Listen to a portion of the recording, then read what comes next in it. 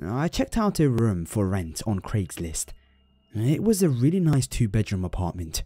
It was cheap rent and close to campus, so it was the ideal spot. The girl who lived there was 29 and her name was Beth. She was tall and wide, and she had jet black hair and wore pale makeup. She seemed nice, although a little quiet, but she seemed to like me and agreed to let me move in. So far so good. My first night there we went out for pizza, and that's when I could tell that something was a little bit off with her. Throughout dinner, she kept telling me how much I looked like Shia LaBeouf. I didn't know what to say, so I shrugged it off with a thanks. I mean, I look nothing like him, so it just didn't make any sense to me.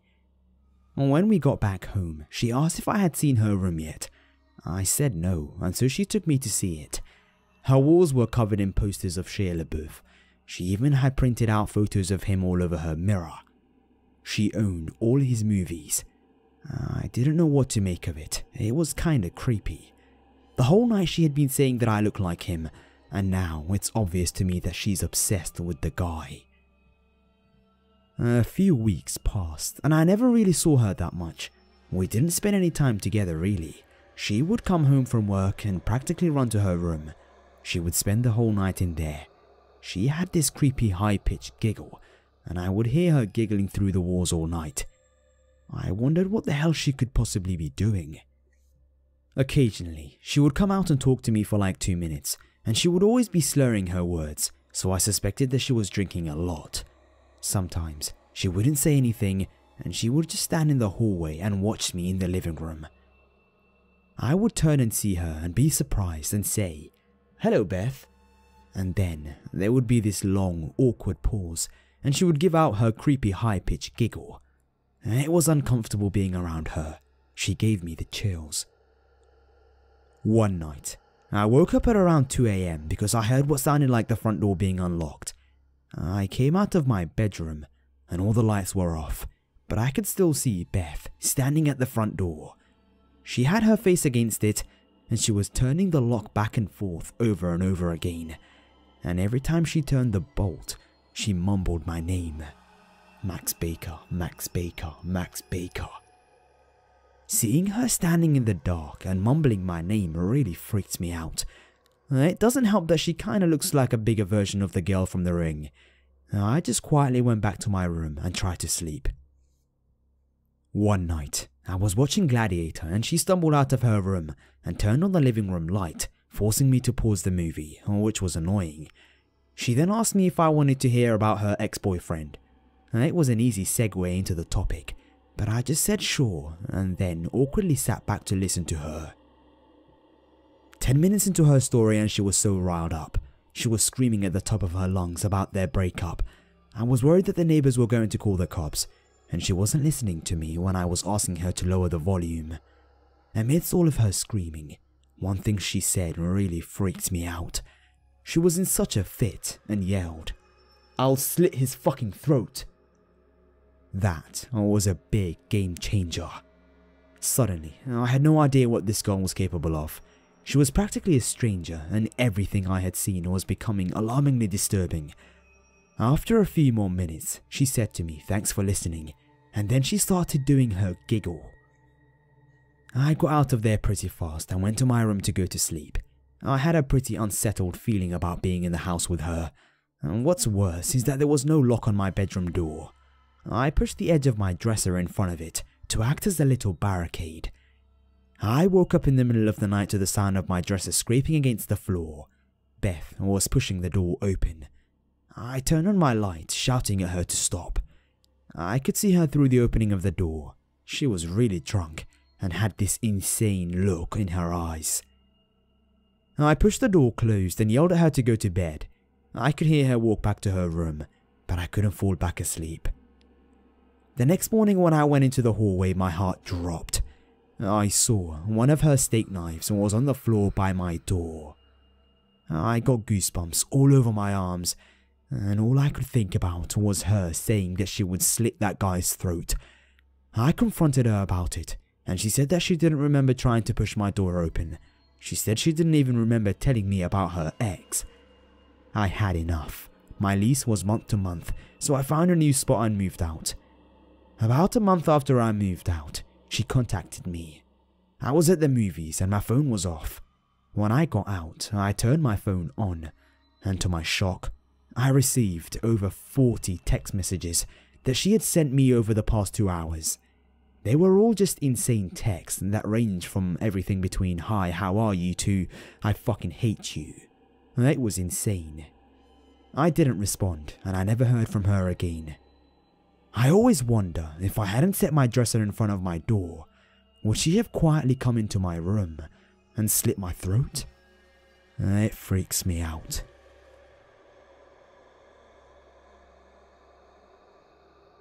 I'm a 21-year-old man and this happened to me and my boyfriend in the summer of 2016.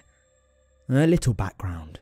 I live in Norway, which is a small and safe country, where usually the creepiest thing to happen to you would be a nasty look from a stranger on the bus. Because of this, I never thought anything creepy would ever happen to me, because, well, it just doesn't happen here.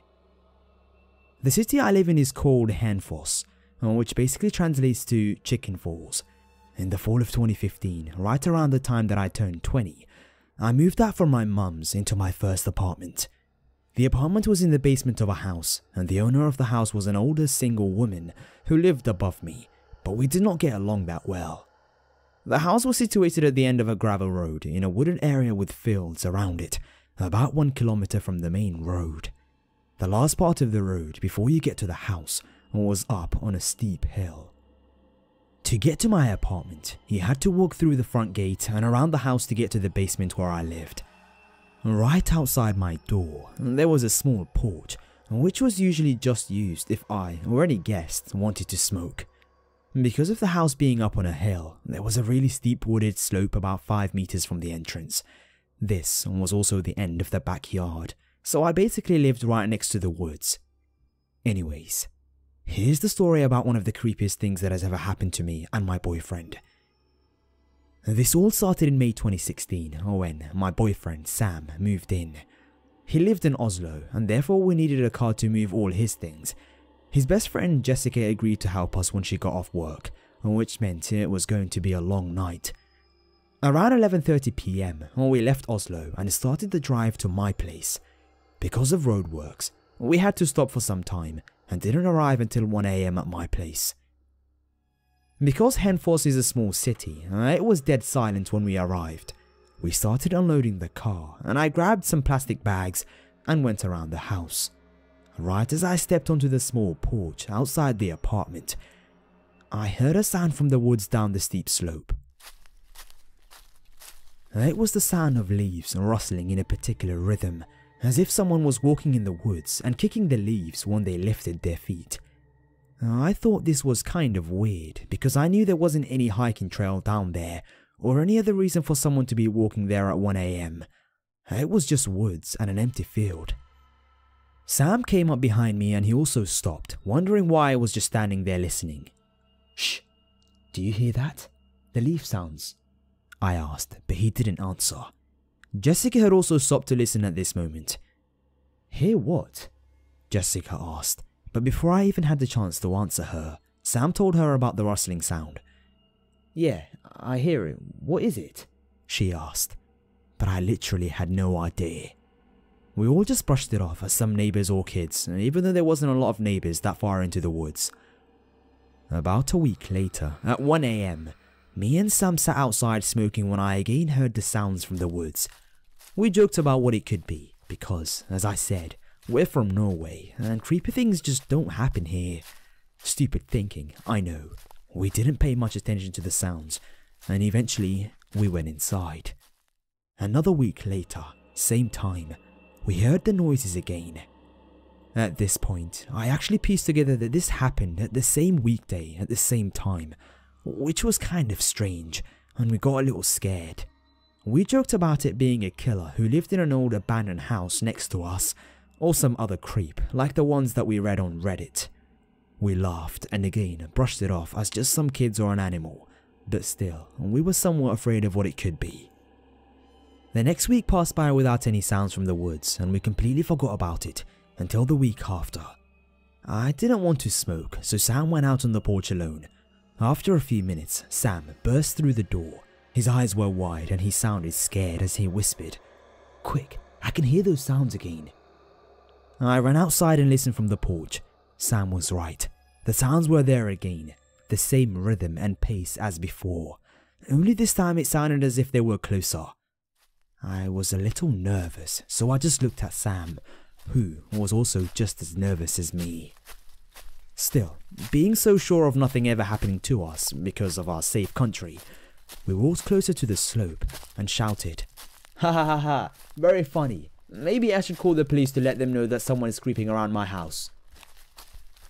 We both just laughed, but then we heard the sounds stopping immediately. Thinking we scared off whoever it was creeping around in the woods, we enjoyed the silence and shouted, "LOL." Right as I had shouted, we heard the sound again, just faster and louder, and this time it sounded as if someone was full on sprinting right towards us from down the steep slope. Just imagine if you have ever tried walking up a steep hill covered in leaves and your feet almost slipping under you because it's so steep. That was the sound we could hear. And at the same time, both Sam and I just turned around and ran as fast as we could inside, cigarettes still in hand, locked the door and turned all the lights off, and then fell onto the floor. I was so scared. "Did you hear that too?" I asked. Sam looked terrified and nodded. "Someone was running towards us?" I asked. He just nodded again. Right as he nodded though, we heard a sound that still gives us both goosebumps to this day.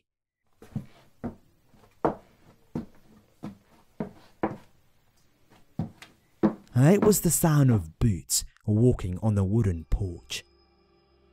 I was so shocked. My mouth was open while holding my breath, scared that whoever was on the other side of the door could hear us. Sam looked at me and pointed to the door in panic, signaling that he also heard it. I lifted my shoulders.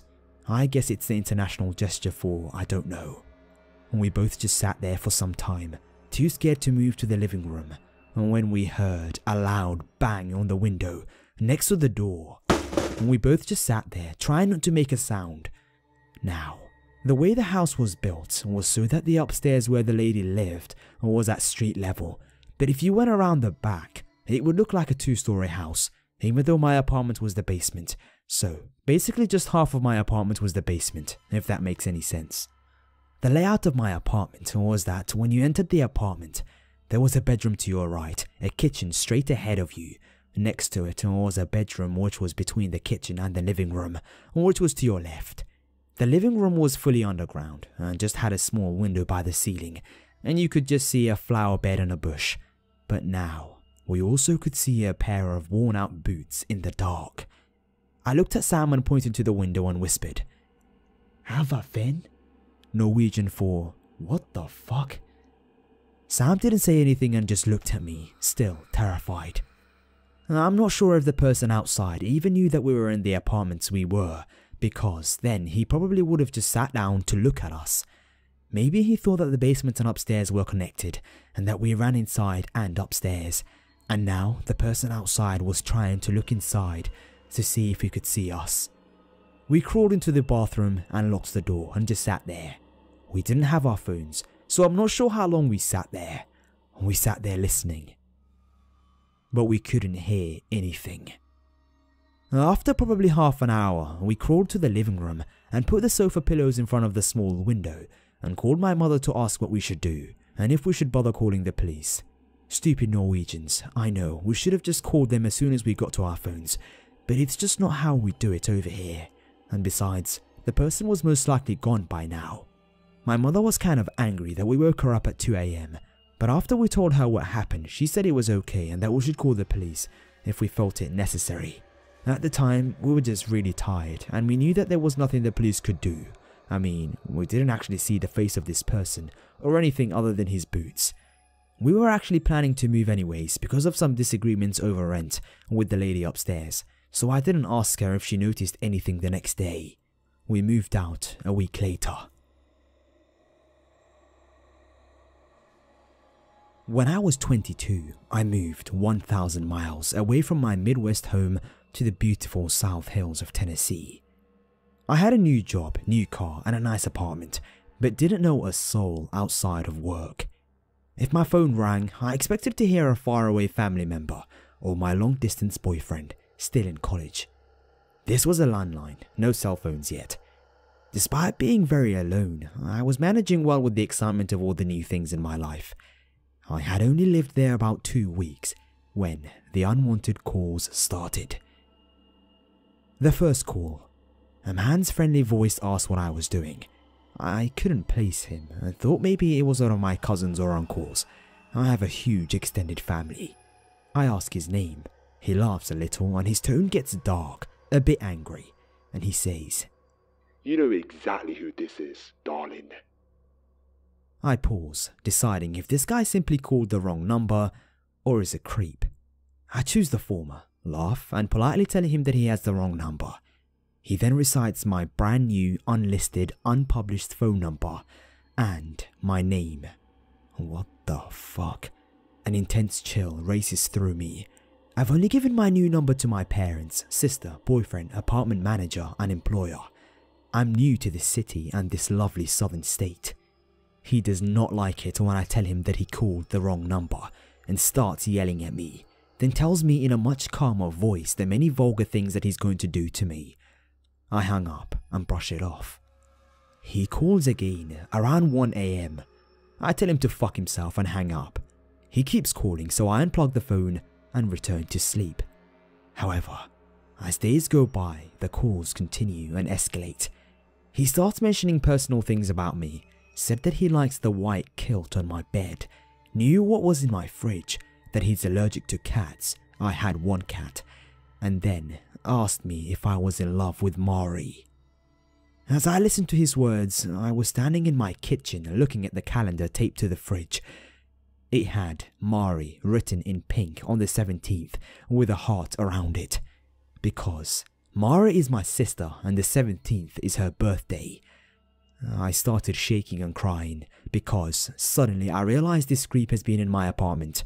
I was alone with no friends or family to run to for the night, and it was me versus a creepy mystery man. I didn't sleep much that night. Early the next morning, I talked to the apartment complex manager before heading to work, telling her what happened and that I want the locks changed that day. She gets a weird look on her face and after a long pause, says that she knows who has been in my apartment and that it won't happen again. What? Turns out that she had a creepy, rapey maintenance guy who noticed a young woman moving into an apartment alone and thought it was his new pet. She had the locks changed immediately and promised that she would personally keep the other key. Although the calls stopped, I was paranoid for a year as I came and went from my apartment because I never knew what this guy looked like. I moved out the moment my lease was up. Only after thinking about it years later did I realize that her weird expression likely meant that it had happened before. Plus, she didn't even fire him. I regret not calling the cops. I was young and naive.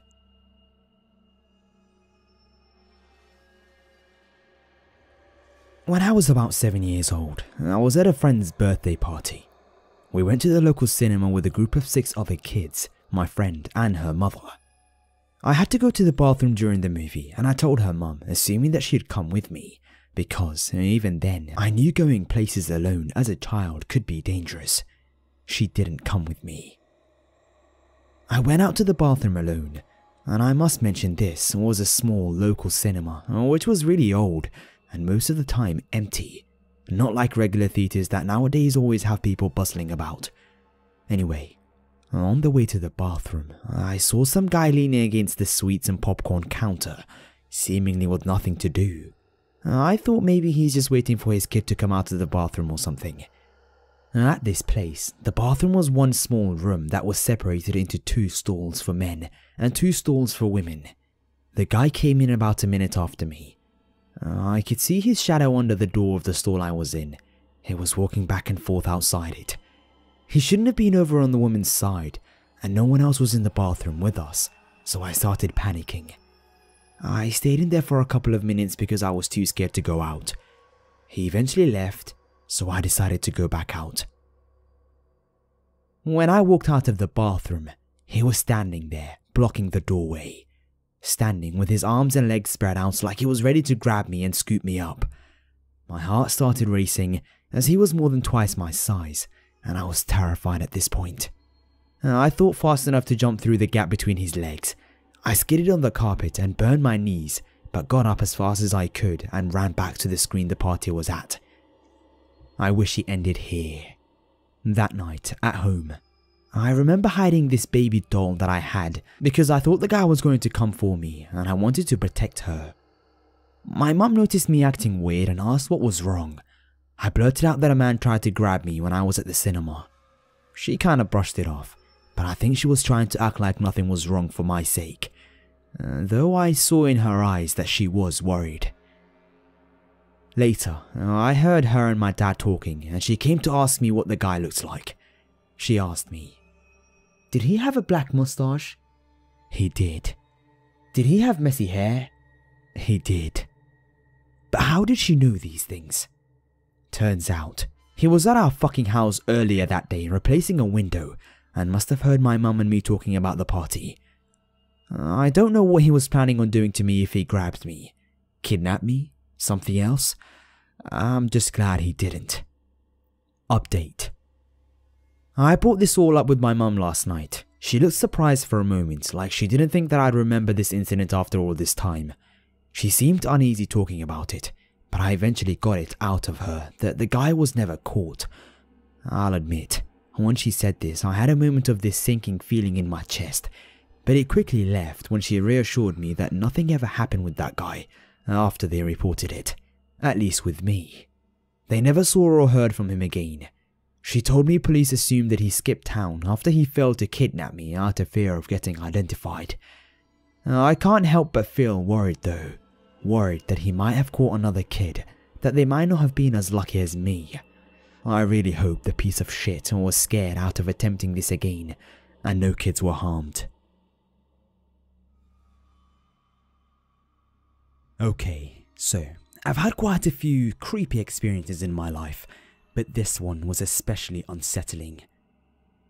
For a bit of background, I was a 24-year-old female, so my now ex-boyfriend used to live with me.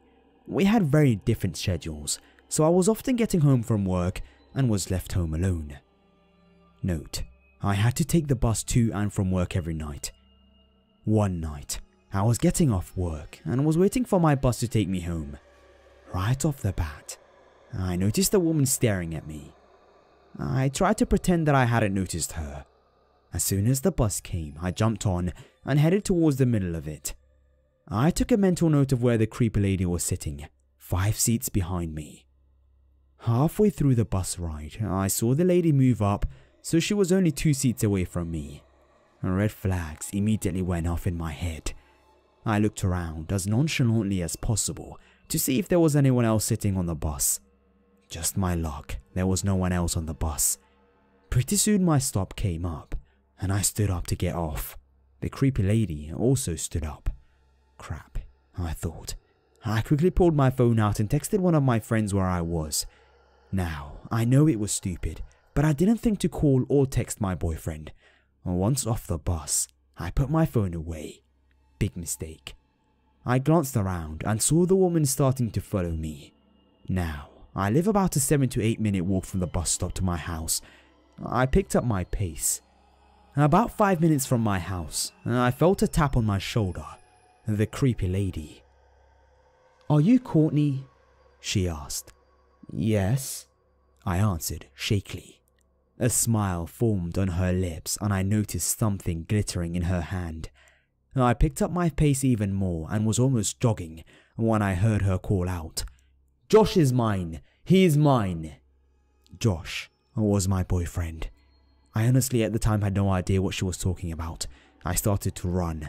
I ran all the way back to my house in record time, that crazy lady following me all the way. I got into my house and locked the door just as the lady pulled on the handle. I grabbed my phone and saw 3 missed calls from Josh and 5 texts. He was freaking out, saying how one of his exes was threatening to come after me and that he was coming home from work early. But luckily, just as I finished reading those messages, I saw headlights pull into my driveway and my boyfriend frantically yelling at the woman, telling her to get the hell out or he would call the police.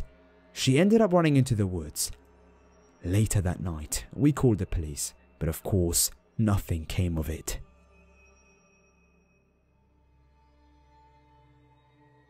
So, I've been reading through a lot of terrifying stories, and I thought that I should post one that happened to me.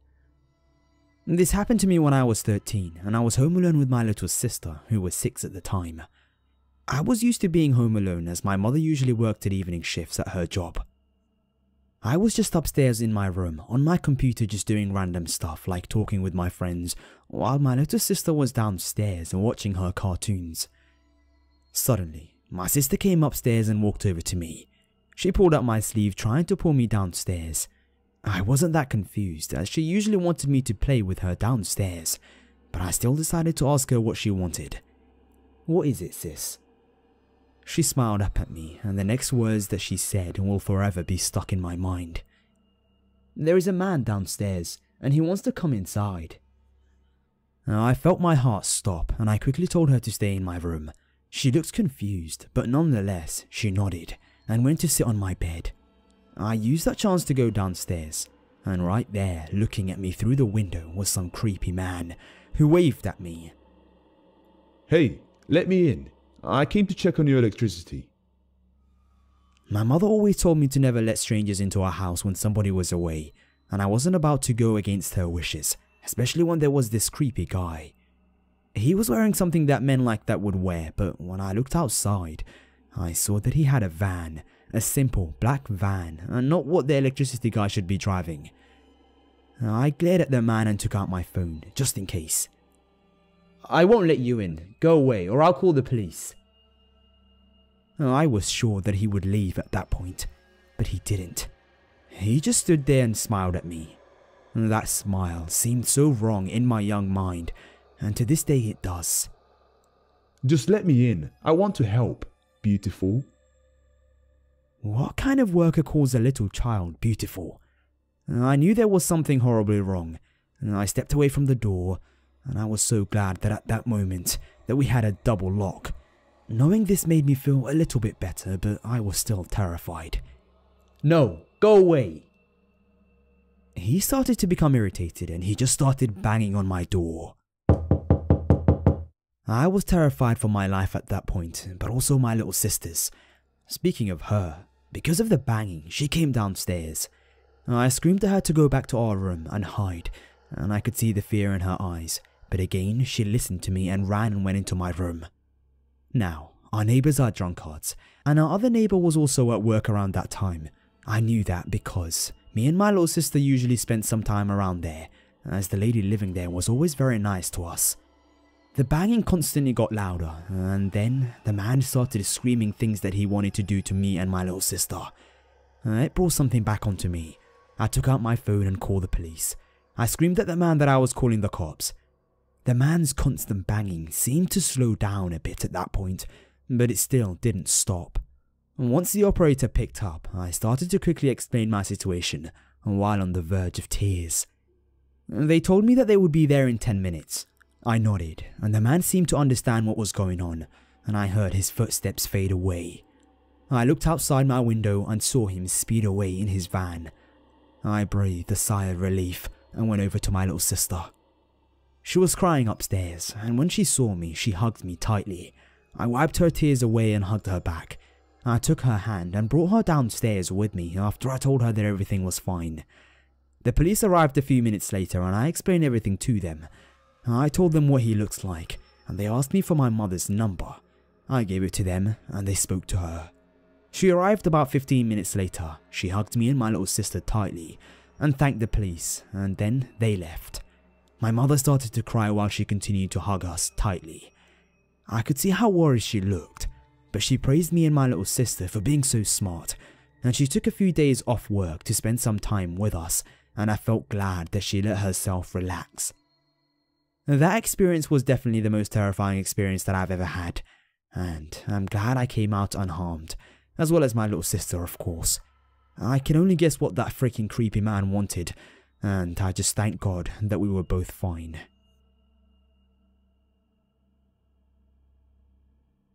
This happened about a month ago. It was a Saturday, and Saturday mornings always have the same routine. I would get up, my dad would be either about to leave for work or already gone. My mother would cook me breakfast, then go upstairs to shower. So, as my mother is showering upstairs, I'm downstairs by myself on my phone. After a few minutes of browsing websites, I glance up for whatever reason and see someone in the far end of my backyard. Our backyard is about 30 to 40 feet. This actually happens a lot in my neighborhood with people going in and out of our yard, so I didn't really think much of it and went back down to looking at my phone. However, I realized the guy wasn't moving. He was just standing in my backyard. If that wasn't bad enough, he was looking into our house. I watched him to see what he's doing. Maybe he thought our house was nice.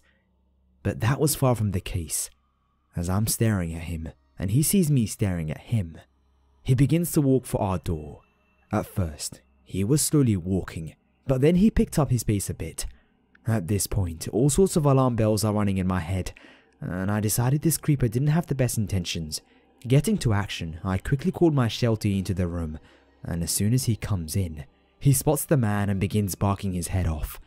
I quickly go to my door, making it look like I'm ready to let my dog after him, and I guess the guy realizes what I had in mind and took off running. My mother came down about 10 minutes later, but I didn't want to freak her out, so I kept the story to myself. The man still hasn't come back around yet, and I'm hoping that it stays that way.